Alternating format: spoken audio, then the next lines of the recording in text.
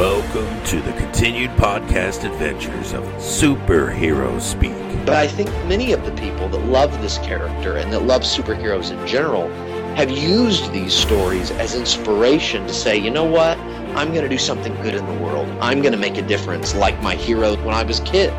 That is my fondest memory of it, because when you're doing comic books, you want them to affect people, right? You want people to care. You want to strike emotions, and I knew that Clone Saga was striking a lot of emotions.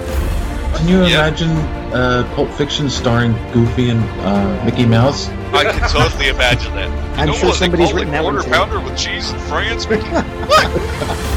Royale with cheese, Mickey. Yeah. I can totally. See? I would watch the hell out of that movie. Yes, I gladly sacrifice up my progeny to you, almighty Marvel beast.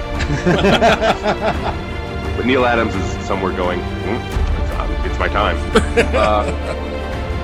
How do you measure success? You're familiar with one of these? Yeah. Are we live? Yeah, we're live. So, John and Dave here, Superhero Speak, Wizard World 2019 with Kevin Conroy. Hey, Yes. how you doing? Yeah, that Kevin Conroy. So, a quick question. When you were at Juilliard and you were rooming with Robin Williams and Kelsey Grammer, did you think this is where you'd end up? Well, first of all, Robin was my roommate for 2 years. Kelsey and I never roomed together. Really? We were classmates. Oh, all right. So we studied together for 2 or 3 years. I don't remember how long, but we never actually lived together. But we were drinking buddies, and so we spent a lot of time together. But no, I had no idea this was going to happen. Life is what happens to you while you're busy making other plans. I had no idea this is where I was going to be. I thought I was going to be doing Shakespeare in regional theater somewhere, which is what I did for a while. Right. And then I ended up playing Batman, who was the most Shakespearean of all the superheroes. When you think about it, he's like Orestes. He's Achilles. He's such an epic quality to him.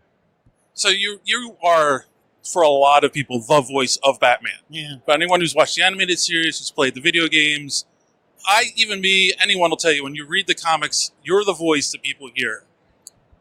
You're the most well-known actor, I think, who's ever played the role, yet you've never worn the cowl. Yeah. Were you ever tempted to wear the cowl in the recording booth? No, I didn't cross that line. The only time I ever did, actually, I did actually wear the costume once. I used to do a lot of volunteer work with foster kids who live in a facility in California, and they found out what my job was.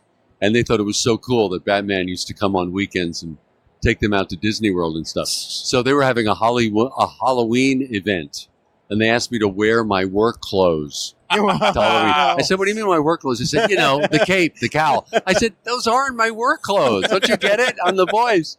So I went to a Hollywood costume shop, and I actually bought a costume. Wow. And I wore it to them, and they went crazy when I arrived in my car and got out of the car in that outfit.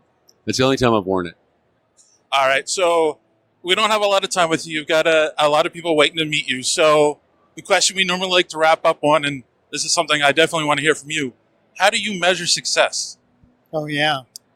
Wow. How do you measure success?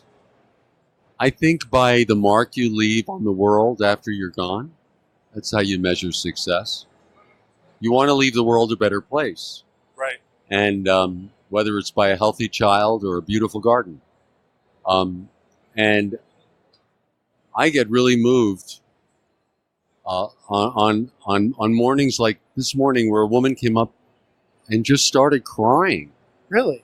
She wanted to hold me because she had such a horrible childhood, and the safest place she had was the Batman shows in the afternoons. That was her safe zone, and Batman was her protector.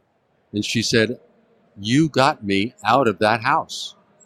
You saved me. And of course I didn't. Right. But the character did. But my voice helped in that.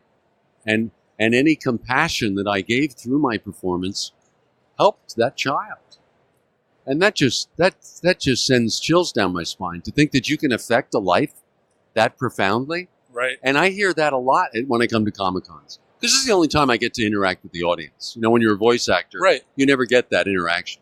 Yeah. And the stories I hear of the difficult childhoods that a lot of people have had, and how Batman was the safe zone. It's amazing.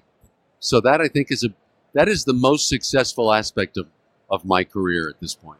I think that's the best answer we've ever heard on that question, too. Yeah. Great. Thank you very much for your time. Thank you. Take care.